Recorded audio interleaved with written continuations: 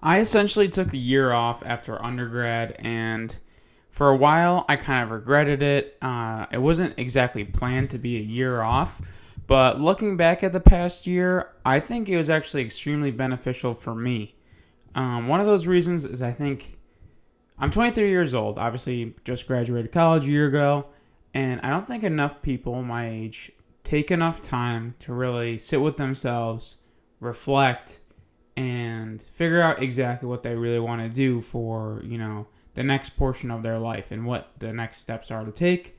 Because, as I always say on this channel, from 0 to 22, your life is pretty laid out in front of you, and then you're kind of just dropped in the real world and you got to figure it out for yourself, and it's definitely an adjustment.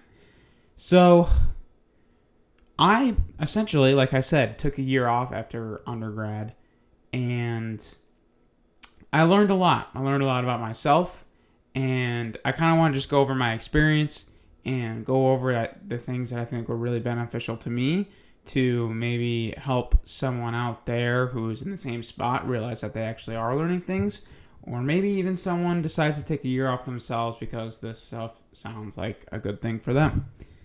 So the first thing that I got to do in my year off after undergrad, well, I should first start that by saying I still worked, but I wasn't kind of your traditional. So I went to school for undergrad, got a business degree, and didn't really work in a business field. I kind of pursued some passion stuff.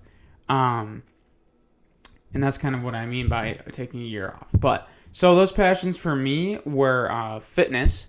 I worked in a gym for maybe 5-6 months, which was really cool, really awesome experience. I developed a huge passion for fitness, and I thought, maybe I want to work in a gym and open my own gym someday. Like, that sounds so cool. And I got great experience working in a gym. I got great experience actually coaching people, both in person and creating my own online business, nutrition coaching people, which was very cool for me and a passion of mine that I always wanted to pursue. And that was something very cool for me to do. On top of that, I even got into creating social media content and, making a schedule to actually post a lot consistently. Did it really blow up? Did it really go anywhere? No. But it's something that I found that I want to keep it part of my life. I really like creating things, and having a full year of being consistent with that was, I think big for me to realize that I actually do really like it, and I could do it every single day because it's something I just enjoy to do.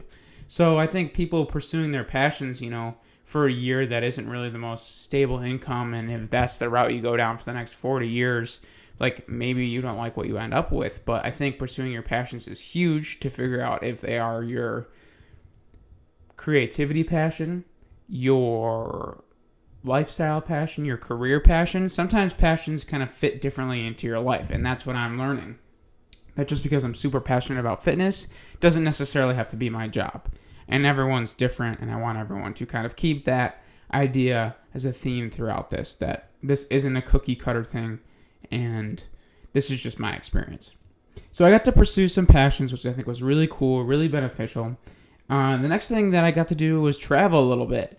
I've never really been outside the country much at all, but I was actually able to go to Paris with my family, which was definitely the highlight of my travel time in this past year. My sister's actually moving there, which is crazy, but really cool. But that was really cool to be in Paris for 5 days, like experience a different culture, all the different food, different people, and all the history there. And that was really cool. And if I was working your traditional 9-to-5 job, like business route, I don't know if I would be able to get to do that. Like, I might have been too busy and too smashed with work that I won't get to do that. So that's something that I'll always be able to hold on to for the rest of my life. Other places I went on a great trip with all my friends to Nashville that I will remember for my entire life. I visited friends in Chicago. I visited my family in Florida, which was an amazing trip where actually all of my aunts and cousins came down with us, and we took a huge family trip like that, which was also an amazing experience. Once again, if I was working, full time then, do I get that opportunity? Maybe, maybe not. I don't know. So I got to travel and create memories and experiences that will last my entire life, and I wouldn't trade that for the world. The next thing I wanted to kind of talk about, I guess this kind of circles back to what I mentioned before, traveling, but I was pursuing passions, and I think a huge thing about pursuing passions, and kind of along the lines of what I was saying before, is passions can fit differently in your life, and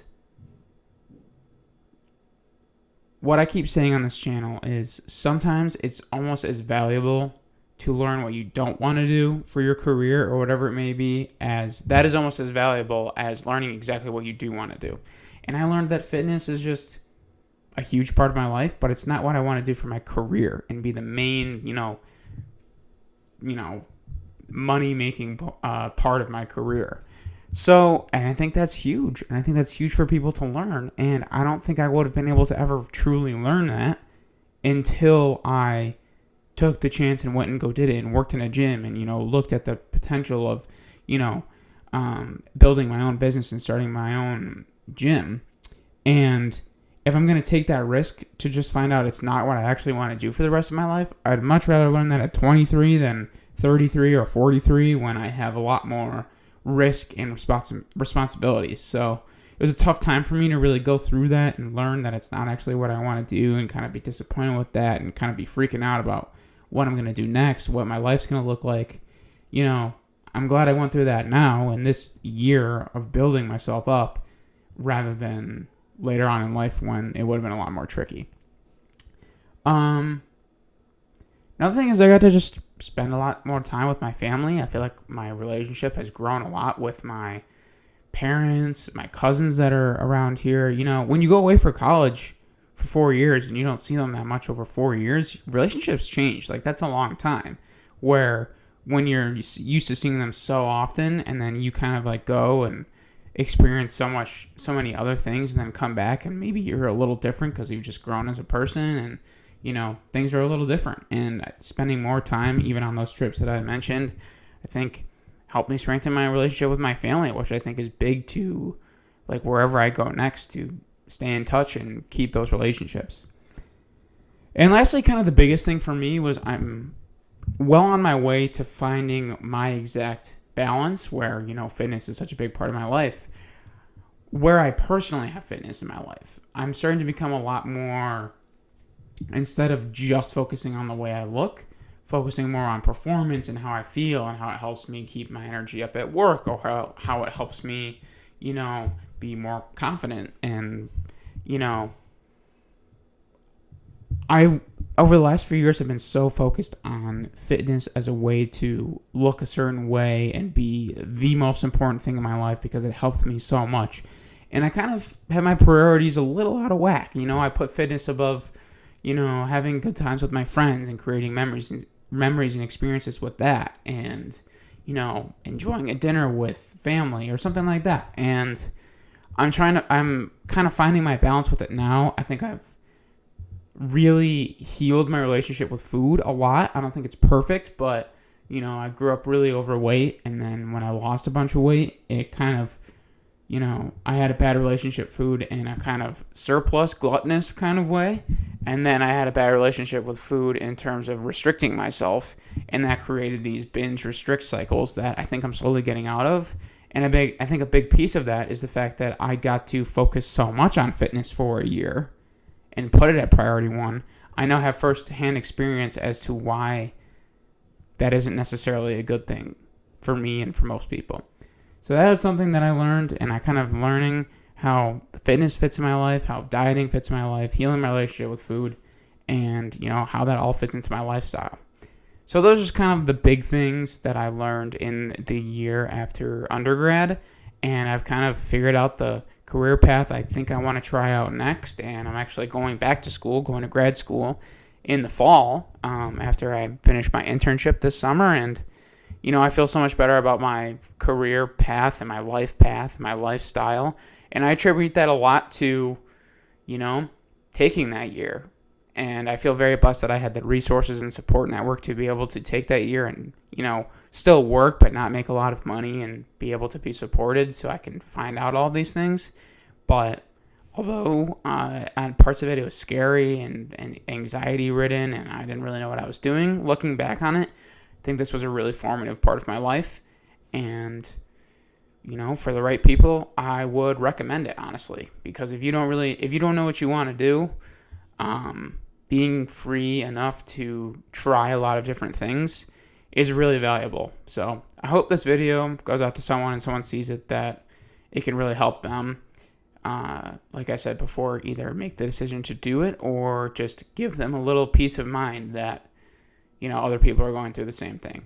So hope you guys leave a like, leave a comment, subscribe, and peace out. See you in the next one.